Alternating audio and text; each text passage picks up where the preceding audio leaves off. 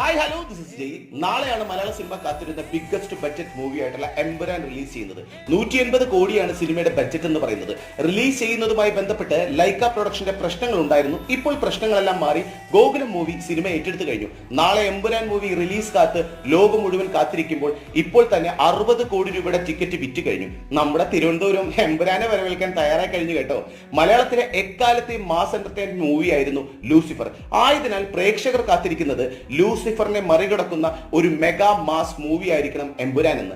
Mohanlal, Prithviraj, Manju Warrier, Tovino fans വളരെ ആവേശത്തോടെയാണ് ഈ മൂവിയെ കാത്തിരിക്കുന്നത്. അപ്പോഴും ഒരു ചോദ്യം ബാക്കിയാണ്, ആരാണ് എമ്പുരാന്റെ വില്ലൻ? അതൊരു മെഗാ സസ്പെൻസ് ആയി തുടരുന്നു. പൃഥ്വിരാജോ എമ്പുരാൻ ടീമോ ആ വിവരം പുറത്തു പറയുന്നില്ല. സോ നമുക്ക് കാത്തിരിക്കാം മലയാളത്തിലെ എക്കാലത്തെയും ഒരു history making mega super hit മൂവിയായി മാറട്ടെ Empuraan. All the best team. എന്റെ വീഡിയോസ് നിങ്ങൾക്ക് ഇഷ്ടമാകുന്നുണ്ടെങ്കിൽ ചാനൽ സബ്സ്ക്രൈബ്